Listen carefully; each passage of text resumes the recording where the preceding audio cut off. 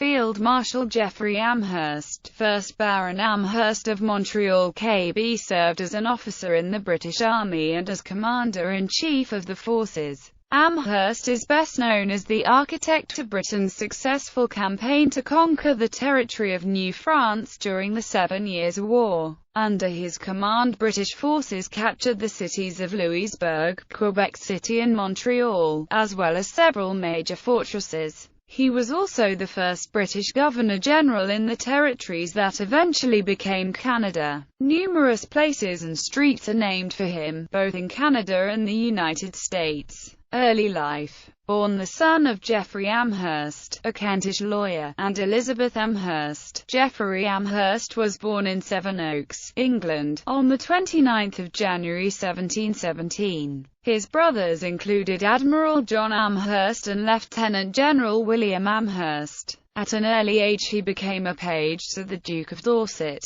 Amherst became an ensign in the Grenadier Guards in 1735. Amherst served in the War of the Austrian Succession, becoming an aide to General John Ligonier and participating in the Battle of Dettingen in June 1743 and the Battle of Fontenoy in May 1745. Promoted to lieutenant colonel on 25 December 1745, he also saw action at the Battle of Rocou in October 1746. 7 Years' War. Germany. In February 1756, Amherst was appointed commissar to the Hessian forces that had been assembled to defend Hanover as part of the Army of Observation. As it appeared likely a French invasion attempt against Britain itself was imminent, Amherst was ordered in April to arrange the transportation of thousands of the Germans to southern England to bolster Britain's defences. He was made colonel of the 15th Regiment of Foot on 12 June 1756.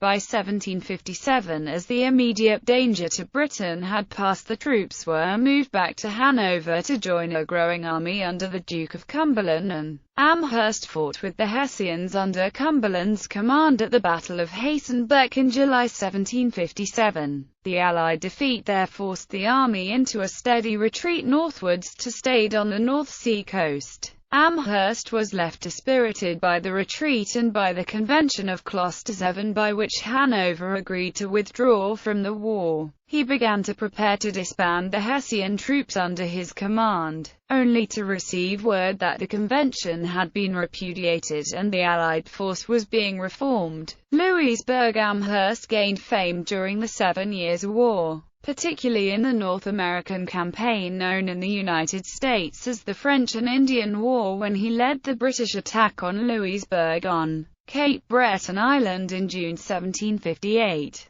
In the wake of this, he was appointed Commander-in-Chief of the British Army in North America and Colonel-in-Chief of the 60th Regiment in September 1758. Amherst then led an army against French troops on Lake Champlain, where he captured Fort Ticonderoga in July 1759, while another army under Sir William Johnson took Niagara also in July 1759, and James Wolfe besieged and eventually captured Quebec with a third army. In September 1759, Amherst served as the nominal Crown Governor of Virginia from 12 September 1759. Montreal. From July 1760, Amherst led an army down the St. Lawrence River from Fort Oswego, joined with Brigadier Murray from Quebec and Brigadier Haviland from Ilonoix in a three-way pincer, and captured Montreal, ending French rule in North America on 8 September. He infuriated the French commanders by refusing him their honours of war. The Chevalier de Reliquat burned the colours rather than surrendering them, to highlight his differences with Vaudreuil for later political advantage back in France. Half the continent changed hands. At the scratch of a pen, the British settlers were relieved and proclaimed a day of thanksgiving. Boston newspapers recount how the occasion was celebrated with a parade, a grand dinner in Faneuil Hall, music, bonfires, and firing of cannon. Rev. Thomas Foxcroft of the First Church in Boston offered thus: in recognition of this victory, Amherst was appointed Governor-General of British North America in September 1760 and promoted to Major General on 29 November 1760. He was appointed Knight of the Order of the Bath on the 11th of April 1761. Dominica, Martinique and Cuba from his base at New York. Amherst oversaw the dispatch of troops under Monckton and Haviland to take part in British expeditions in the West Indies that led to the British capture of Dominica in 1761 and Martinique and Cuba in 1762.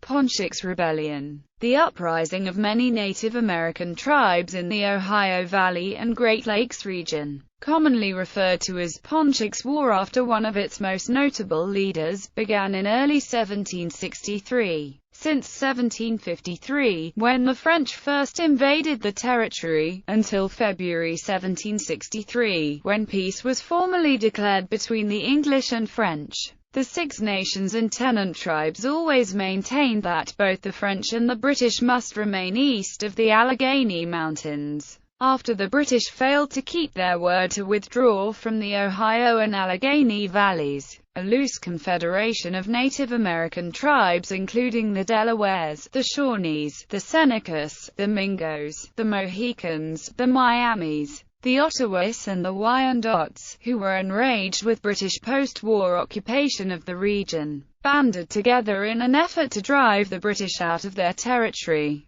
Biological warfare involving smallpox. One of the most infamous and well-documented issues during Pontiac's War was the use of biological warfare against the Native Americans. The suggestion was posed by Amherst himself in letters to Colonel Henry Bouquet. Amherst, having learned that smallpox had broken out among the garrison at Fort Pitt, and after learning of the loss of his forts at Venango, Lebeuf and Presqu'Isle, wrote to Colonel Bouquet, "Could it not be contrived to send the smallpox among the thus affected tribes of Indians? We must on this occasion use every stratagem in our power to reduce them." Bouquet, who was already marching to relieve Fort Pitt, agreed with this suggestion in a postscript when he responded to Amherst just days later on July 13, 1763. P.S. I will try to inoculate the Indians by means of blankets that may fall in their hands, taking care however not to get the disease myself. As it is pity to oppose good men against them, I wish we could make use of the Spaniards' method, and hunt him with English dogs, supported by rangers, and some light horse, who would, I think, effectively extirpate or remove that vermin. In response, also in a postscript, Amherst replied, P.S. You will do well to try to inoculate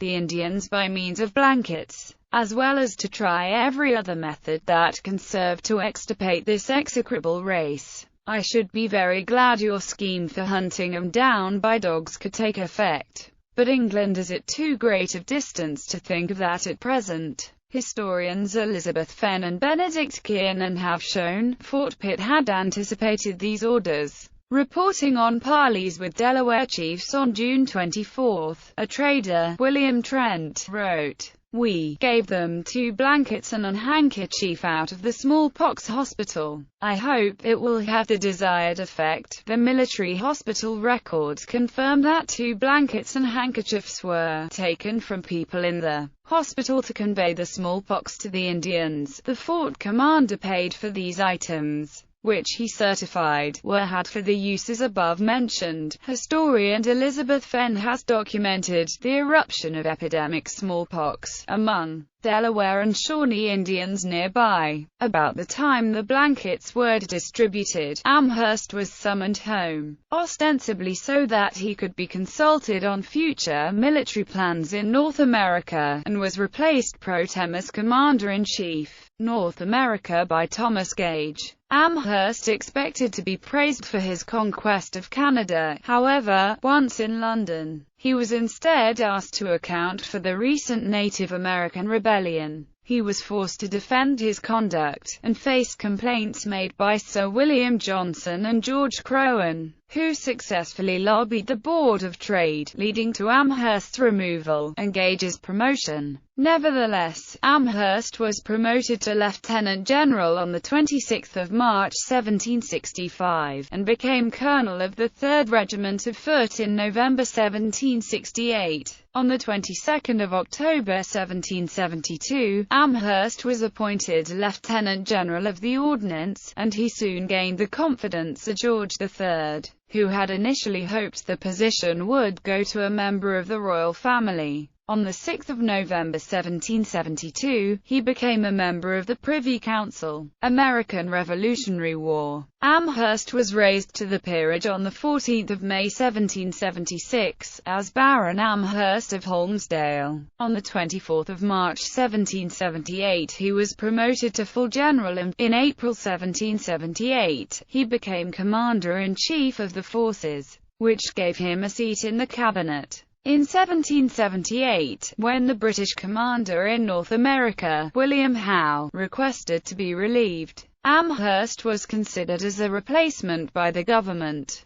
However, his insistence that it would require 75,000 troops to fully defeat the rebellion was not acceptable to the government, and Henry Clinton was instead chosen to take over from Howe in America. Following the British setback at Saratoga, Amherst successfully argued for a limited war in North America, keeping footholds along the coast, defending Canada, East and West Florida, and the West Indies while putting more effort into the war at sea. On 7 November 1778, the King and Queen visited Amherst at his home, Montreal Park, in Kent, and on 24 April 1779 he became Colonel of the 2nd Troop of Horse Grenadier Guards. Invasion scare. A long-standing plan of the French had been the concept of an invasion of Great Britain, which they hoped would lead to a swift end to the war if it was successful. In 1779 Spain entered the war on the side of France, and the increasingly depleted state of British home forces made an invasion more appealing, and Amherst organized Britain's land defences in anticipation of the invasion, which never materialized.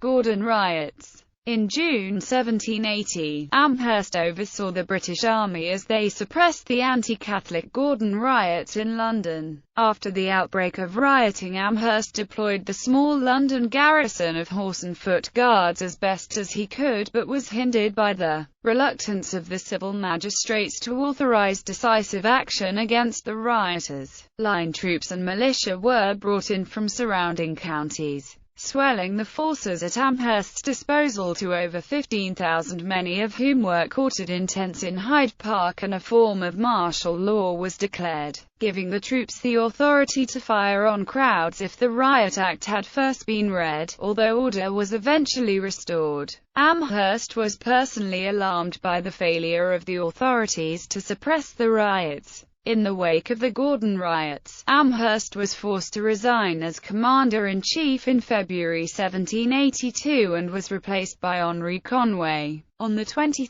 March 1782 he became Captain and Colonel of the 2nd Troop of Horse Guards. French Revolutionary Wars. On 8 July 1788, he became Colonel of the 2nd Regiment of Life Guards, and on 30 August 1788 he was created Baron Amherst of Montreal, with a special provision that would allow this title to pass to his nephew. With the advent of the French Revolutionary Wars, Amherst was recalled as Commander-in-Chief of the forces in January 1793. However, is generally criticized for allowing the armed forces to slide into acute decline, a direct cause of the failure of the early campaigns in the Low Countries. Pitt the Younger said of him, his age, and perhaps his natural temper, a little suited to the activity and the energy which the present moment calls for. Horace Walpole called him that log of wood whose stupidity and incapacity are past belief. He allowed innumerable abuses to grow up in the army. He kept his command, though almost in his dotage, with a tenacity that cannot be too much censured. He retired from that post in February 1795, to be replaced by the Duke of York, and was promoted to the rank of Field Marshal on 30 July 1796. He retired to his home at Montreal Park and died on 3 August 1797. He was buried in the parish church at Sevenoaks. Family. In 1753, he married Jane Dallison. Following the death of his first wife, he married Elizabeth Carey in 1767. There were no children by either marriage. Legacy. Several places are named for him: Amherstburg, Ontario; Amherst, Massachusetts; Amherst, New Hampshire; Amherst, Nova Scotia; Amherst, New York; Fort Amherst on Prince Edward Island; and Amherst County, Virginia. Controversy. The Young Canadians, a 2007 article in The Beaver, includes Amherst in a list of people in the history of Canada who are considered contemptible by the authors,